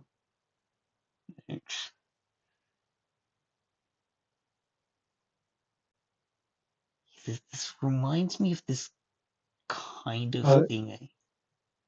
The reason I read this is it's actually built off something I've been prompting for like 2 years straight. Drainer Lycan's The Wetsuit Gangster. It's like it was originally a prompt. Oh, wow. Yeah. Well, it's building off something from The Soft Machine, a chapter called I Sequin. A sequin is like a severed head in a vat carried by people through the city of Manrod. In a sense, he seems like Burroughs at the far extreme of the cut-up experiment where he's been totally subjugated to the technological darkness. He's just like headed of that, and like I forget the other parts of it. Oh yeah, Isaac Quinn has it begins with a lot of stuff about flesh graft parlors and body modifications and whatnot. Well, the reason that I think of that chapter, which I haven't read in a long time, is because many years ago I had a dream where I I was visited by Burroughs, and he just told me that the place described in that chapter, which I hadn't read in a long time when I had the dream, could be visited. The place described in that chapter could be visited. Oh. And there was a character before that had come up called Drainer Lycan, who was similar in a way to Isequin. This dark god who is like a wetsuit. He's like pure blackness. He looks like Mr. Nobody. Yeah, like Mr. Nobody from Doom Patrol. Yeah, that's what he. Yeah. So all those things are kind of related, and I generate figures like that a lot. Yeah, it's like an internal mythology that the generations come out of, and the little piece there, the prose poem, is built out of that. So generating just has like the feedback effect of enhancing my own awareness of my personal mythology. in that way. Yeah, that's really cool. Reminds me of like stuff I was trying to do when I was trying to get like almost a sort of dream like creepypasta kind of affect. Yeah, yeah.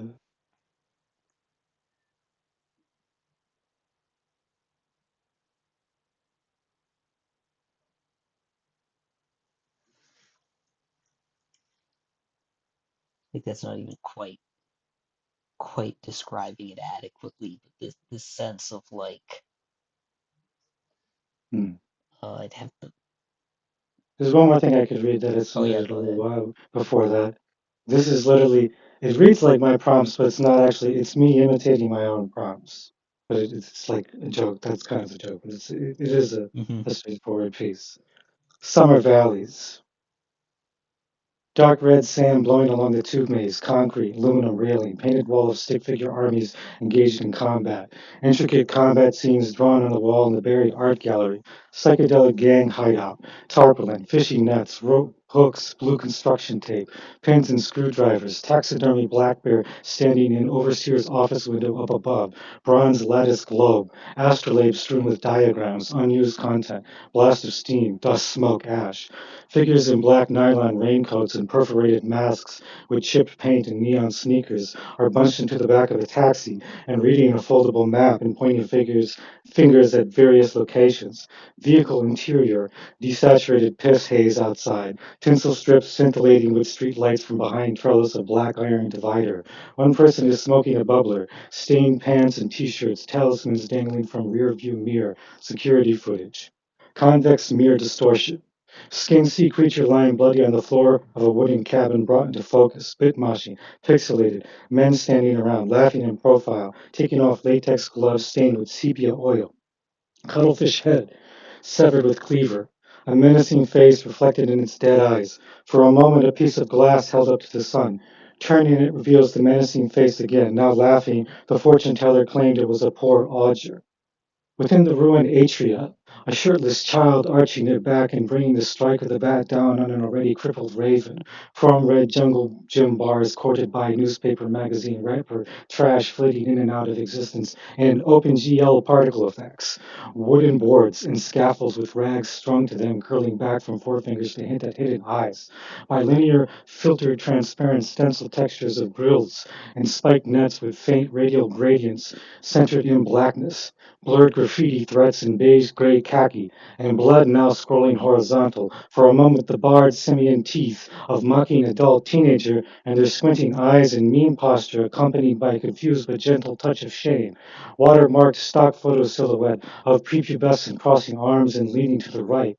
Nervous, goggled student doctors in transparent cellophane jackets squatting before terrariums of reptiles tied to ceramic pillars and drawn and quartered style vistas of torture.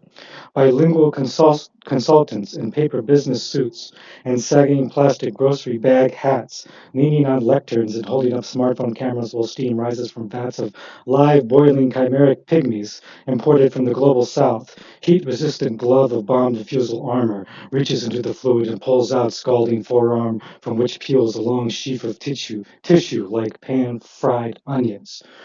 Banquets and converted drain stations of exhausted cosplayers with accelerated aging protocols dozing over steaming sugared glasses of Energizer Bunny colored hard sour lemonade and progesterone. Star Wars sound effects of blaster and Wilhelm scream play as ignited dust motes ricochet through erotic machine mist and stage games of underage albino stripper laser tag. I returned to my home valley in a week of violent summer storms. 100-year-old trees worshipped by locals were torn from their roots. Soil was mixed up, said to be miscegenated, a word the shaman learned in the capital. In the background at night, I could hear metal groaning from the sky, skeins of light behind my eyelids, excitation from drinking the fluid by the beach carbide, nacre knick-knack on my grandmother's sodden cabinet recovered from the flood. I live alone a dreamer. I don't need to travel that petty habit of the idle overburdened with wealth. I close my eyes on my bed and travel, rotate ship, extend arms and legs through to the cardinal extremes. My younger brother just as bad as me, and he died that way. drowning on a raft in a daydream as the waters rose around him. After kneading the heirloom for hours, I saw the inscription in the convolutions of pink and white, sigil of the academy where they tested my vision, and the years my parents spent looking for herbal remedies to our ailments of thought. From my sword I was a courtier, and no more. Between cities harangue, bands of wild men in boiler doors and ductile sheets punched and tied to bake-like helmets with wire, charging with double-sided blades and blemished scythes, bullets bouncing off the cast iron aprons with a satisfying ring, staggering them for their lack of exercise and defortifying diet. The weeds and sour fruits that grow on the damp, ruddy bushes in the lowlands, boiled into foul stews and kept for days under pressure in thin barrels of extinguished perique tobacco, nauseous smell like senety, bowels, and vinegar. For me, myself, I was a courier, and no more, but this and other troubles continued to follow me. It seemed never enough to satisfy people, whatever I said being not clear enough or fair enough, and also subject to scrutiny of character and moral reproach. For me, myself, I found it impossible to reckon what was asked of me. I fell asleep fancying many answers, the winds of a rusted pain in my lower back, perhaps hitherto unknown, embedded into, made brother to my spine, the secret and cure to my suffering. That's it. Wow. Thank you. So in that piece, there's nothing generated, but I'm trying to like imitate the sound of generated prompts. I put my own prompts into Llama 3 and like paragraphs that are numbered, and I say, make more of these basically. Or I put up the next number and it just completes. It's like an advanced autocomplete algorithm, anyways. And I did some of that, and I was very taken by what it came up with. And I started to try to imitate the way that it was imitating me. And yeah, that's what that comes out of, that piece in particular. Yeah, that it's interesting because it feels like a lot of like the cyber writing style, like Mm. I wonder how much that almost like unconsciously or preemptively imitated the voice of algorithms. Yeah, I mean, it really goes back to Burroughs, doesn't it? Yeah. Like that's his style.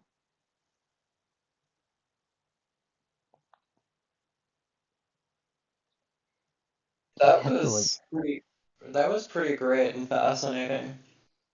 Thank you. Angie, do you have anything you want to read? I I I can only think of one thing that I've written recently that would be like suitable to read here, but I'm not sure if reading it aloud would have the effect of just like reinfecting myself with like it as a cognito hazard or Uh, like as an exorcism, so I'm not sure at all. huh. Very interesting recurring theme here. Um yeah. Um Oh, okay, Miko. Bye. It's nice having you around. Hope you feel better. yeah, thank you, Mika. But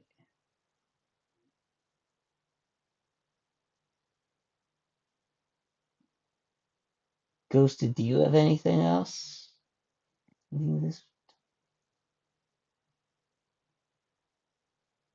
You're right. Actually, I Yeah. might as well just try to Okay. perform this Okay. exorcism style.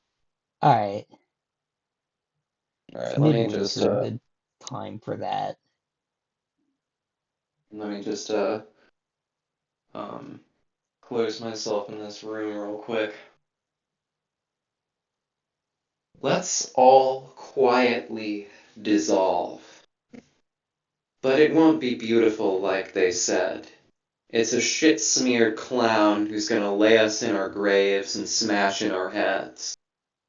Let's smile as the bacteria consume our muscles. Let's kiss and put on our best dresses for the fat orangutans to rip off our limbs and have their way with us. Let's put thalidomide in our cupcakes. Our brains, after all, are a liability. Let's become dumb and mean enough that when they start clubbing babies like little seals in front of us, We'll have the good graces to laugh and not be all rude with our tears. Let's play the Ninth Symphony and dress as angels while our choleric bodies shit themselves to death, our tiaras submerged in bodily slurry, our tutus trampled upon by uncaring feet. I don't think you understand the degree to which human bodies will be able to be ripped apart over the coming century. It's getting pretty clear, in fact, that they'll have new ways to make it more painful than ever before to hit the possibilities frontier of raw suffering. The good news is you won't be able to be angry anymore because your mind will be totally bent up like a frog with a straw inserted in its anus to blow its guts full of air. Even crying is going to feel wrong because you won't be able to understand. You won't be remotely able to comprehend this level of suffering. It'll be cartoonish. This century will make you smile and sigh and smile wistfully at the days when famine and nuclear war were scandalous. And that's about the point where I stopped being able to write coherently. Yeah. It's of a piece with like Z Gothic Codex era or Coda era land, or for that matter, just the War in Hell quote.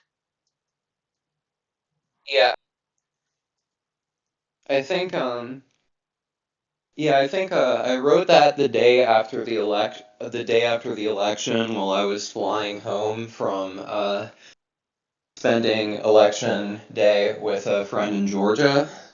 Um, and I was just like listening to Since Yesterday by Strawberry Switchblade on repeat for most of that period of time. Um, I will say how I basically just got really, really, really, really, really freaked out by like the idea of like an ascendant global right wing just using accelerated AGI to build like optimized super weapons. Of course. And Yep.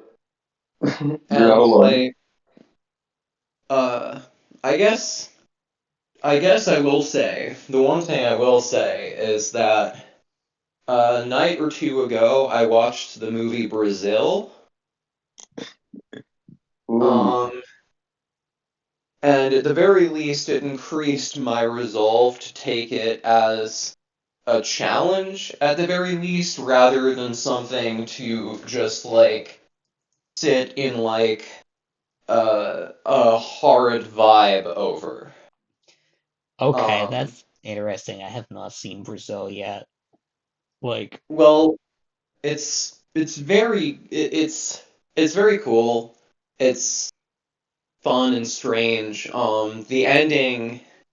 The ending, like once you see it, you'll like understand what I mean by that. okay, okay, But yeah, like, um, basically, yeah,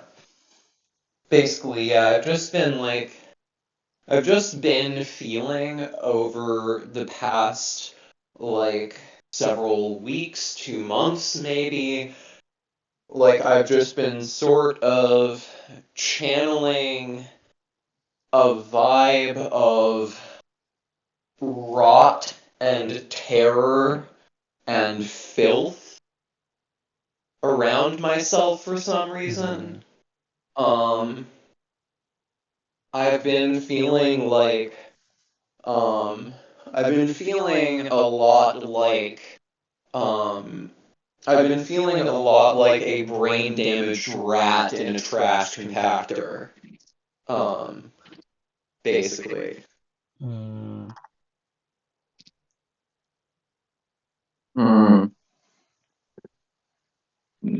I get it. no, um, like the AGI thing, I need to get back on the well, one my Art Angel script is to some extent attempting to address that, which be I'm also aiming to finish by the end of this year. And I also just do think that, like, or I want to get more on, like, talking to AIs from outside this part. So I do think to some extent there's already a feedback loop. The way, like, Elon or Trump or somebody is behaving now almost seems like they are themselves as humans, like, just sort of like in some kind of basin. Like, they're sort What of do you mean by behaving that? like one, like, I'm not even sure how to fully explain it, but, like, everything they do and say feels extremely feedback looped off itself. And it does sort of strike me that, like, They're hosts. I mean, yeah, that's why. the recent sort of developments in the right has been in some form ascendant since 2016, but, like, seem to be sort of, and then you can see these multiple new things over the course of the Biden era, like how basically linearly vaccine skepticism goes up for the whole 4 year stretch. But then there's also a lot of things that, like, specifically tick up from 2022 or so until now, which is one thing where I do wonder, are humans already getting, like, um sort of programmed back? Um and particularly at the top of, because what I'm thinking is, like, one thing that has really accelerated in the past very short time is the polarization of tech. Like, that Yes. in itself has, like, shifted, and you can see that on stats. Um, and some of that was always there. People like Anderson were, as, Oh, like, Shanley and people have pointed out, like, always part of this push.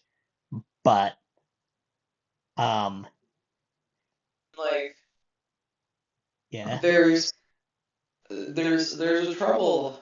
There's a trouble. There's a trouble I'm having with like my own personal vibe, I guess, where it's just like I fear that like I fear that like the constant like reactionary propaganda that just like gets blared over X is also just like kind of having like a detrimental effect on my like vibrational cognition of the yes, world.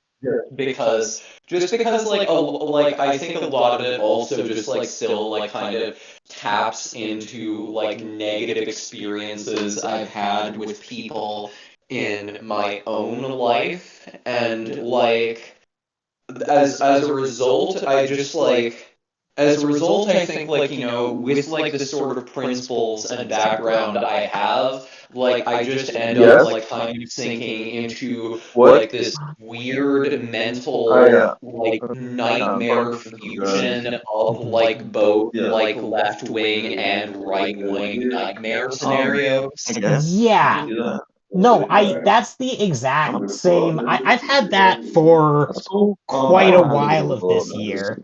Um, I can sleep. I can sleep on and fine. I think the like, Yeah.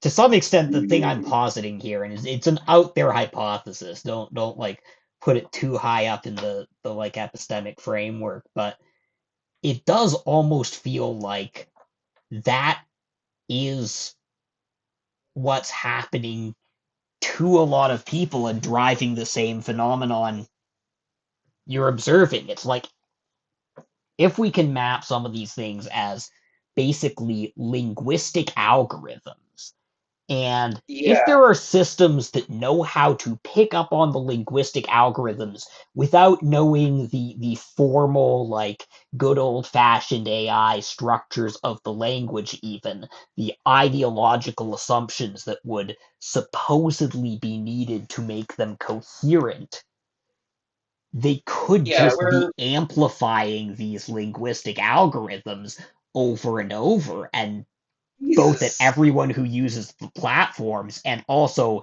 the tech people who are in many cases most directly involved with them. But Jesus fucking Christ, I'm just realizing something. Spending our time on what has been for probably the past 5 years, probably even before Elon took over, like just a breeding ground, a deliberate testing ground for ideological mimetic kill switches. yeah, genocidal orchid shit. Yeah. We're literally staring at the fucking genocidal organ. Yeah. Holy shit! But yeah. Like I think like I'm, I think like I don't know. Like you point out, like this is happening to a lot of people, and I'm thinking like, yeah, I notice like something about like what I've described as like the default alt zoomer ideology, where it's like sort of a weird mixture of like left-wing taboos and like social conservative taboos at the same Yes. time. So you'll have like those weird like what you need to know about Ariana Grande's new boyfriend threads, where it's like simultaneously it's just listing right alongside each other. This guy has a fetish for men's assholes alongside this guy has been homophobic in the past, and it's like, what do you want me to do with this information? Are you saying both of these are like equally gross and disturbing you? Like, or are you saying that like the only thing that it is valid to be is like a pure sexless homosexual who is only turned on by nuzzling or something? And like it's very strange because like I felt like these sort of reactionary nightmare scenarios merge with like left-wing nightmare scenarios in my own head, and I just like can sort of perceive that happening is the thing. I'm not the kind of person who tends to just absorb taboos into my conscious beliefs, but I can absorb them into my A-leaves, and I can notice that I'm absorbing Yes. them into my A-leaves, and it really fucking frightens me that I notice them like absorbing into my A-leaves, and so I end up just like, and so like I'm constantly at war with like this set of A-leaves that I don't want to be there, and it feels like trying to fight them and excise them from like my mind is like a fucking like just getting into a battle with a tar pit or This is something. this is like actually like vindicatingly similar to everything I experienced for most of the past year. And the thing I will say to prevent this from like just slipping back into the pattern we're describing, just feedback looping again, I have, I think, largely like gotten out of that, at least on like an individual level. Like it's not, I don't have a ton of brain noise coming from that shit per se anymore. And it's not just that I'm not posting as much because I'm trying to finish these chapters, although that's also part of it. Um, like and wow, more people are confirming this, which is just really, really going to like and like I'll see specifically like I'll see even things that look like the same thing among people who are probably not making a conscious distinction between beliefs and beliefs. Um, but yeah, I sort of talked myself out of it via a combination of like just regular therapy and treating it like regular intrusive thoughts on the one hand. Like, and, um, sort of, like the thing that I notice when I notice these, because I can notice them as a pattern, I can also notice like the negative of the pattern. I can also notice the pattern of the thing, even though I can't necessarily. And I feel like the struggle to define these against like a set of definite axioms, which is very much your tendency, and like those are like really important to maintain against this kind of thing. But there's also the tendency where you have this like generalized, almost anti-life equation to define a set of axioms to rule it out, and then find a technicality of the axioms that lets it back in, etc., etc. But you can also sort of like map the thing that is the algorithm that is making you horrified of this thing, and that is like not just making you horrified, but like because the horror can itself be part of the feedback loop, but that makes it seem like obviously absurd when you step back and think about it, and then like align with that, like have a. I've been thinking for some reason, or just, I mean, following the Shaman King sequels, and uh, they get into almost like a holy guardian angel thing with that relates to like other dimensional selves, um, and sort of like aligning yourselves across possibilities and dimensions. There's literally Oh, I thought about this myself. there's literally a thing in it about how the reason Hindu gods look like they have multiple like lots of faces and arms is you're perceiving like their different dimensions in superposition. But um Be right back. Yes, I've thought about something along those lines, what you're saying about Shaman King. Like, insofar as I have a higher self, I I think of her as like the sort of person I would like to converge towards being on like as time goes to infinity. Like that's the closest thing I could get to like having a quote unquote, imagining a quote unquote like omnibenevolent God is like what would the fully optimized like 1 million-year-old version of me do? And that's yeah. Yeah.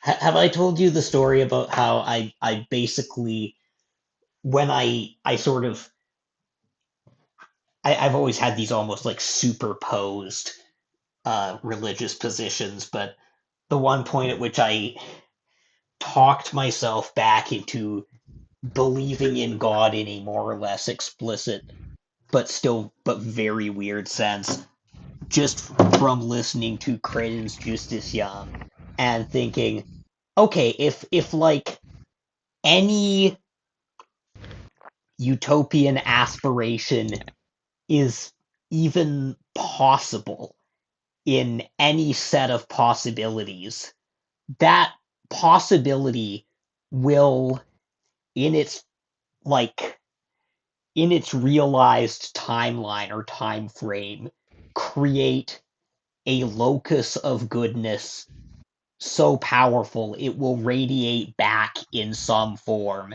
through all possible timelines and time frames. Yes, I thought about something like this a while ago. Specifically I thought like along the lines of like a median world. If you know median worlds from like graphic, like Dathalon, where a plane crash takes place, is Eliezer Yudkowsky's median world, and so on. I was thinking in the median world, like assuming they hit like my ideas be good, then they are going to be, trying to save us specifically in this like backwater universe. And this does end up inevitably, to be fair, at the sort of all the traditional theistic paradoxes of like, well, suffering does exist already. Yeah. And at the same time, well, you can't just completely rewrite stuff without the consent of whatever agents are possible and meaningful within it, which is sort of like almost the Fate Stay Night thing, where in Fate Route, Shiro actually does not want to change the past, and that's literally the context of his people die when they are killed line. But it's like he God, I comes need to into read this that. weird like Heideggerian like kind of tautology speak. One of the funny things about Shiro is how many of his lines that are like memes are like, no, this is an inextricable part of how he thinks, and it's tied to like both the things that are like cringe about his character, the weird gender shit, etc., and the things that are cool. Um, but you can also sort of work around to some of the same thing from like,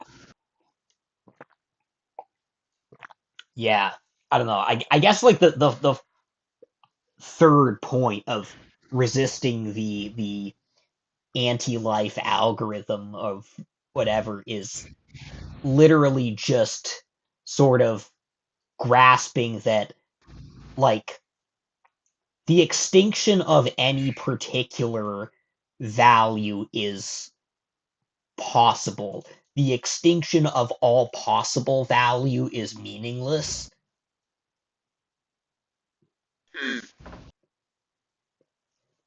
Yeah, I've never heard of that position. What were you saying about a locus of goodness? That was my Credens Justitiam story.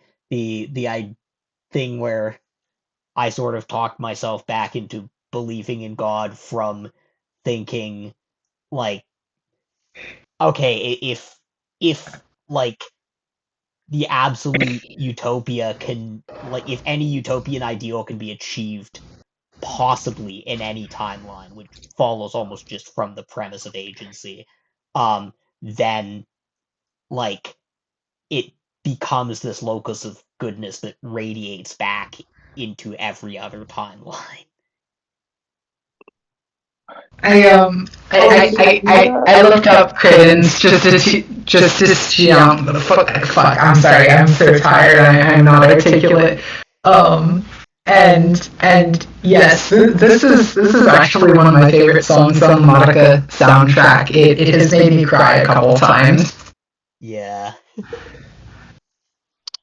Yeah, it's this this emphasis on like changing the past.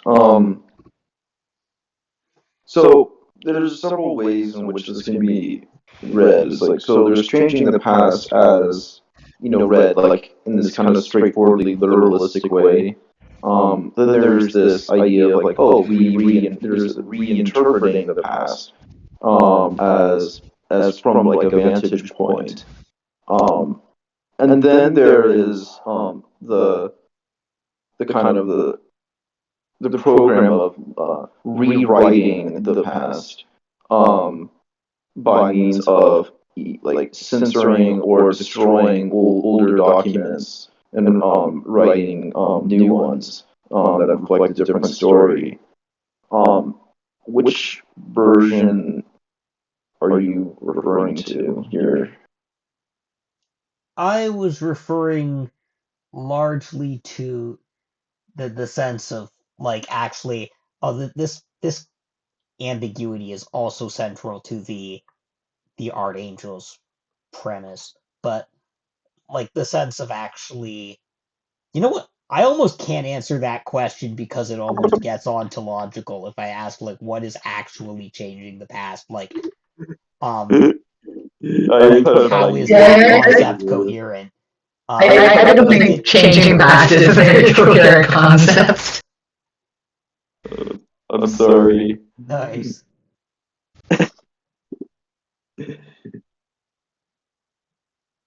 For some reason, all this talk about changing the past is just making me think of the old crime think slogan, eclipse the past, usurp the future. I mean, I've noticed there's a fuck ton of stuff about that since like 2016 or so, and or 24, or like all the obvious ominous dates, and like I was noticing it in stuff like ReZero and how much like stuff I'm writing about in my thesis. There's like reincarnation went from being primarily the oh you're reincarnated in another world to there's a ton of stuff where it's set in another world in the first place, particularly like Chinese stuff. There's a ton of these. Um, you're in another world in the first place, and then you loop back to some point after like getting killed by somebody, and then start your like progression again with some of your knowledge from the future and like try to take revenge on the person who killed you in the future or something. Um, it's really weird because this is almost always referred to as reincarnation, and it does not resemble the like traditional Asian concept of reincarnation at all. So Feels both more like more like a Gurdjieffian eternal return. yeah.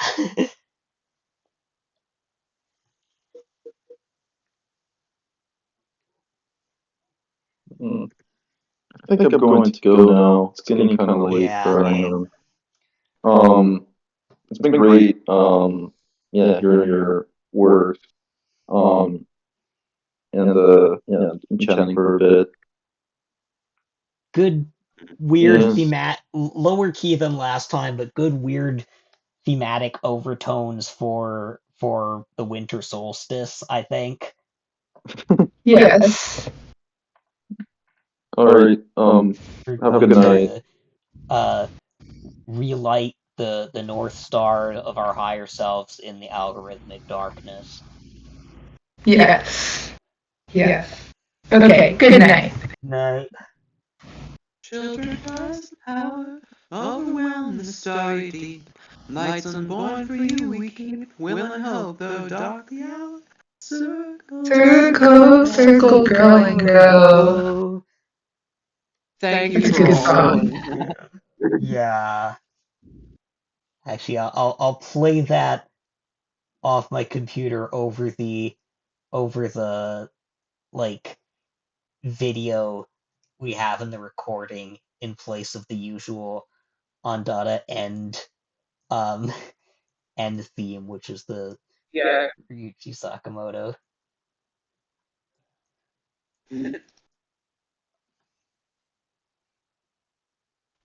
I love I'm so glad that this solstice I got to sing one ditty with a couple of fellow rationalists. Yeah, I have not seen any. Wait, in what context? Raise a song and so commence, screaming, oh, Where'd you meet raise these above people? benevolence. Just YouTube. Oh yeah, okay, right. That's that's literally us Can now. we hear Yeah. stars of May cast a circle? Yeah. Light circle, circle.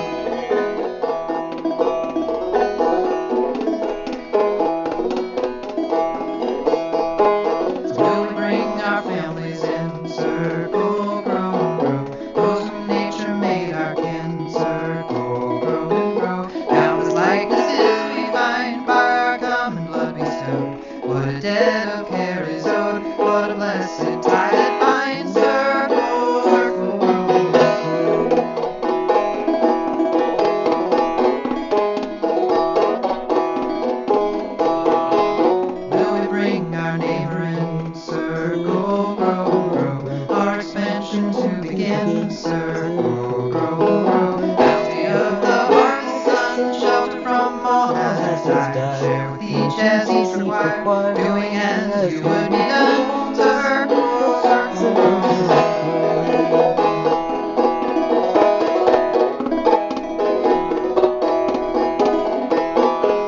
will we bring the stranger in, circle, grow, all from distant born in, circle, grow, and that you may never hold, names that you will never learn, for our hearts that yearn, let compassion boundless unfold,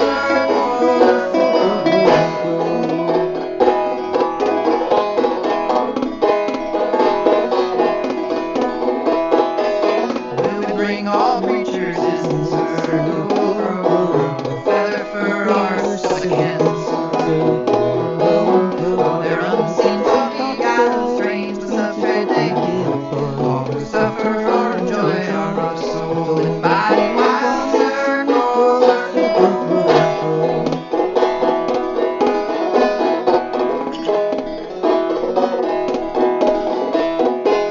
will we bring the future in, circle, grow, all the times our swim, circle, grow, our children rise to power, overwhelm the starry deep, lights unborn, like we keep you and hope,